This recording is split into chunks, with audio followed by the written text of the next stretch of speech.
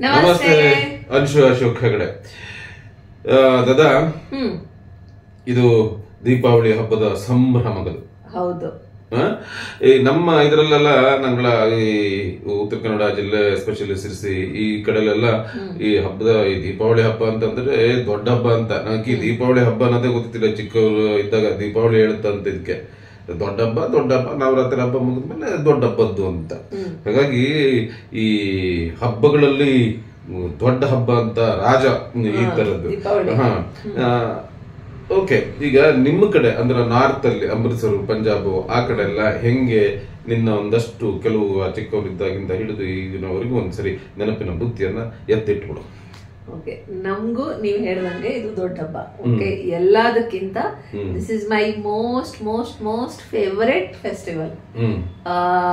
ಏನಂತಂದ್ರೆ ಚಿಕ್ಕ ವಯಸ್ಸಿಂದು ನಾನು ನೆನ್ಪು ಮಾಡ್ಕೋಬೇಕು ಅಂತಂದ್ರೆ ನಮ್ಮ ಮಾರ್ಕೆಟ್ ಇರ್ತಿತ್ತಲ್ಲ, ಆ ಮಾರ್ಕೆಟ್ ಅಲ್ಲಿ ದೊಡ್ಡ ದೊಡ್ಡ ಸ್ಟಾಲು, ಆಟದ ಸಾಮಾನು, ಪಟಾಕಿ ಎಲ್ಲ ನಮ್ಮ ಪಪ್ಪ ಕರ್ಕೊಂಡು ಹೋಗಿ ಕೊಡಿಸ್ಲೇಬೇಕಿತ್ತು. ಒಂದು ದೊಡ್ಡ ಒಂದು ಏನು ಅಂತಂದ್ರೆ ಅದು ಒಂದು ಸಂಭ್ರಮ ನಮ್ಗೆ. ಕರ್ಕೊಂಡು ಹೋಗಿ ಒಂದು ಟಾಯ್ ಅಂತೂ 100% ನಿಮ್ಗೆ ಏನ್ ಬೇಕು, ಯಾವ ತರ ಬೇಕು ಅಂತ ಹೇಳಿ ಕರ್ಕೊಂಡು ಹೋಗಿ ಕೊಡಿಸೋದು. ಆಮೇಲೆ ಪಟಾಕಿ ತರೋದು, ಭಿನ್ನವಾದ ಸ್ವೀಟ್ಸು. ಆಮೇಲೆ ಒಂದು ನೆನಪು ಏನು ಅಂತಂತಂದ್ರೆ ನಮ್ಮ ಅಜ್ಜಿ ನಮ್ಗೆ ಇದು ಒಂದು ಅದರಲ್ಲಿ ಶ್ರೇಷ್ಠ ಗುಲಾಬ್ ಜಾಮೂನ್ ಮಾಡ್ಬೇಕು ಅಂತ ಹೇಳಿ.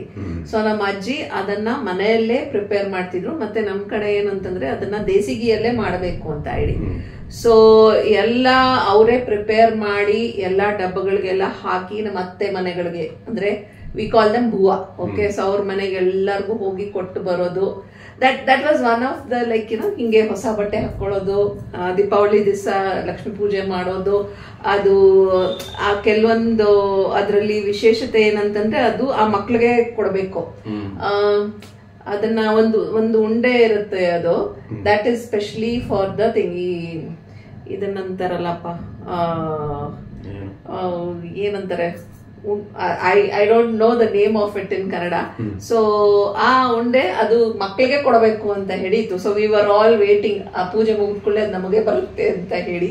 So all that is like those are the memories. And ಈಗಿನ ಮೆಮೊರೀಸ್ ಅಂದ್ರೆ ಕ್ಲೀನಿಂಗ್.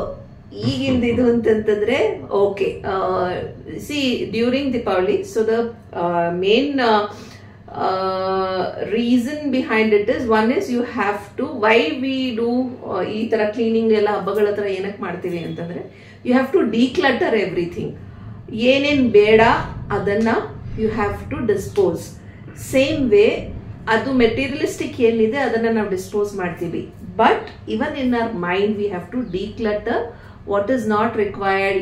ಏನೋ ಹಳೆ ನೆನಪುಗಳು which bothers us, we have to declutter that and make the space to take the positive things which is going to happen during the festivals and all. So decluttering is the major thing during the festival, especially during the Deepavali. Okay. ಈ ನಿಂಗಳದ್ದು ಈ ತರ ಅಂತಂದ್ರೆ ನಂಗ ಚಿಕ್ಕವ್ರು ಇರ್ಬೇಕಾದ್ರೆ ಏನಿತ್ತು ಅಂತಂದ್ರೆ ಅಯ್ಯೋ ಭಯಂಕರ ಇದು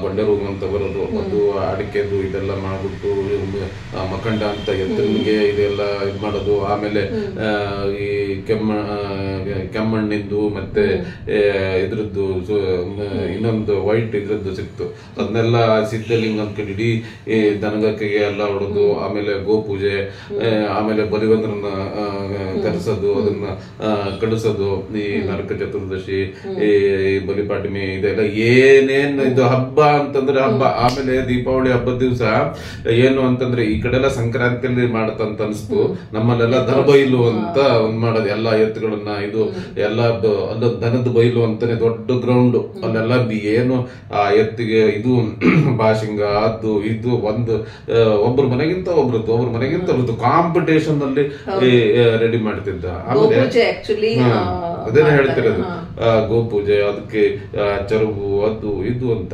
ಒಟ್ಟಿನಲ್ಲಿ ಎಂತದು ಅಂತಂದ್ರೆ ಅಂದ್ರೆ ಈ ಈ ಎಲ್ಲ ಹಬ್ಬಗಳು ಹಿಂದೂಗಳಲ್ಲಿ ಅಥವಾ ಯಾವುದೇ ಧರ್ಮದಲ್ಲಿ ಇರಬಹುದು, ಅದು ಒಂದೊಂದನ್ನ ಆಯಾ ಸಂದರ್ಭಕ್ಕೆ ಇಂಪಾರ್ಟೆನ್ಸ್ ಇದೆ, ಅದು ನಿರಂತರವಾಗಿ ನಡ್ಕೊಂಡು ಬರೋದು.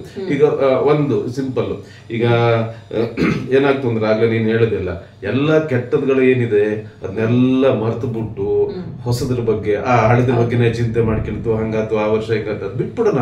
ಹೊಸ ಜೀವನ, ಹೊಸ ಬದುಕಿಗೆ ಹೊಸ ದೀಪಾವಳಿ. ಈ ದೀಪಾವಳಿ ಬಗ್ಗೆ ಅಥವಾ ದೊಡ್ಡ ಹಬ್ಬದ ಬಗ್ಗೆ ಹೇಳ್ತಾ ಹೋದ್ರೆ ತುಂಬಾ ಹೇಳಕ್ಕೆ ತುಂಬಾ ವಿಷಯಗಳಿದೆ.